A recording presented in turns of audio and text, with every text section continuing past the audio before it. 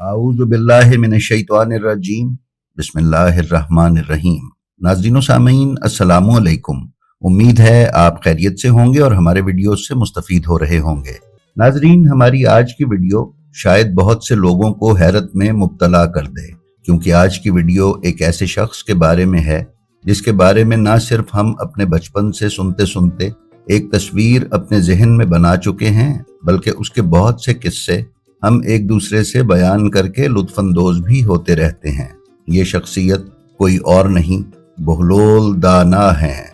कूफा में पैदा होने वाले बहलोल का असल नाम वहब बिन अमर और ताल्लुक अरब कबीले बनु अमान से था।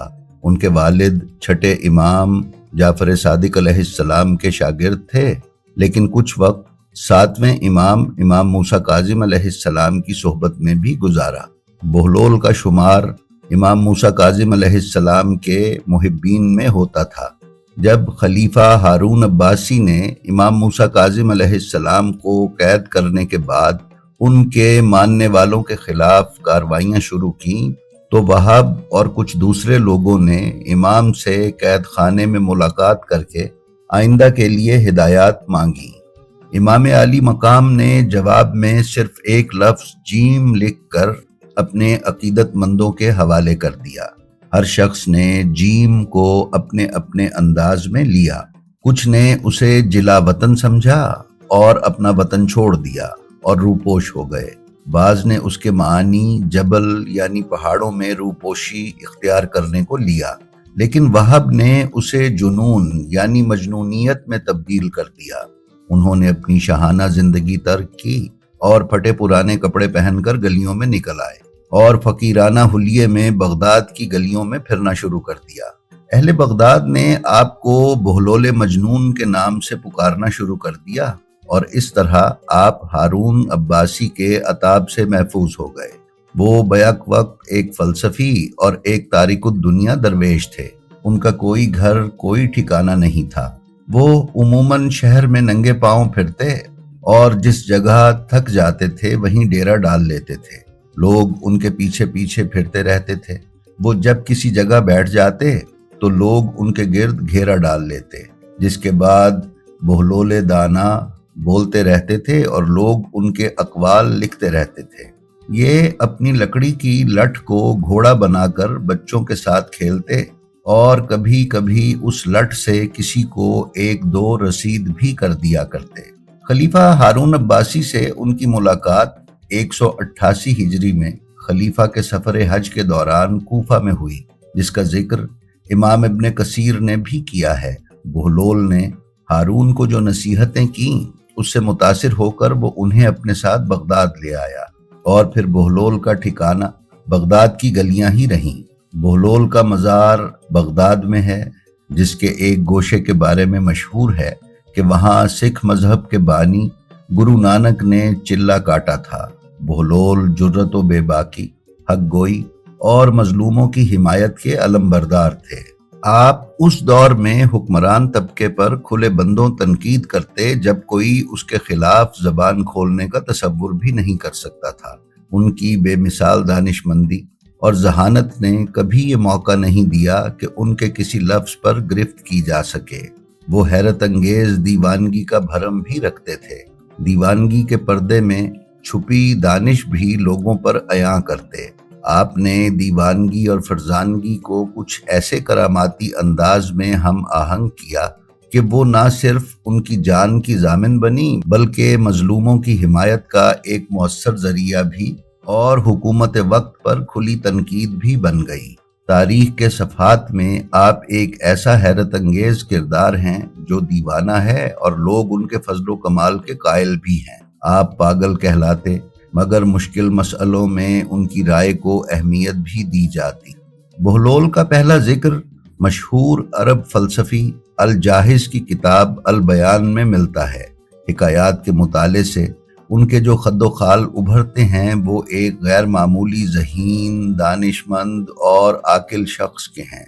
वो हकीकी मानों में खुदा रसीदा आलिम, नाबगाए रोजगार और बेहतरीन हिस्से मज़ाह रखते थे।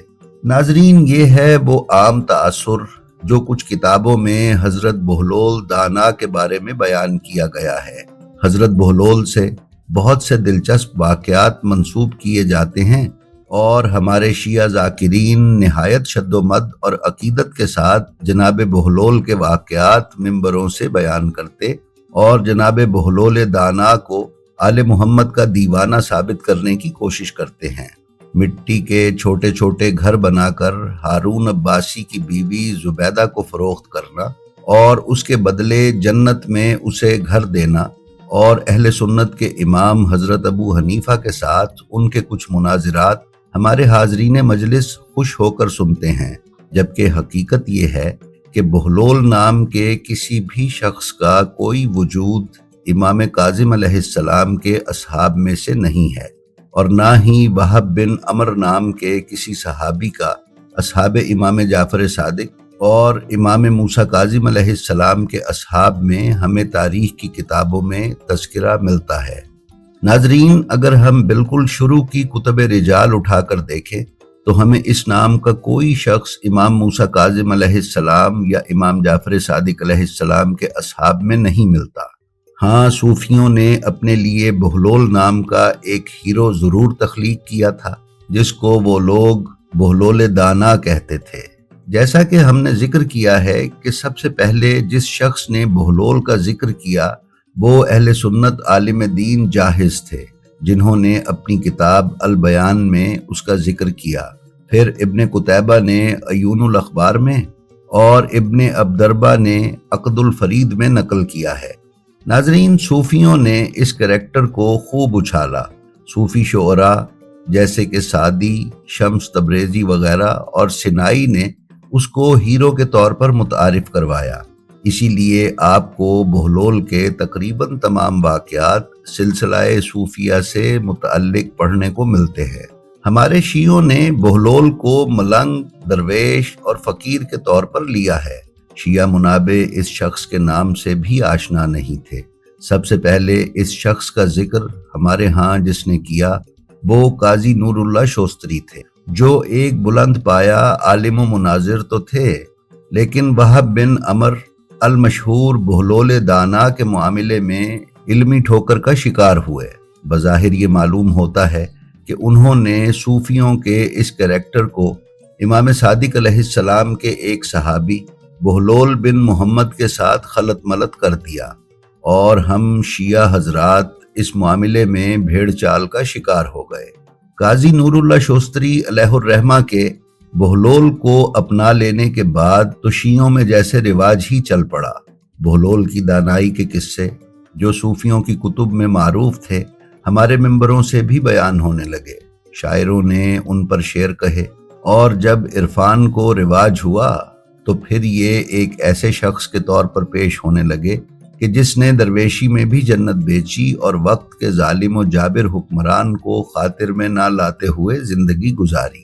لیکن حقیقت ہم نے آپ کی خدمت میں پیش کر دی ہے کہ نہ تو بہلول نامی کسی شخص کا مذہب شیعہ سے کوئی تعلق ہے اور نہ ہی ان کا شمار چھٹے یا ساتویں امام کے اصحاب میں سے ہوتا ہے۔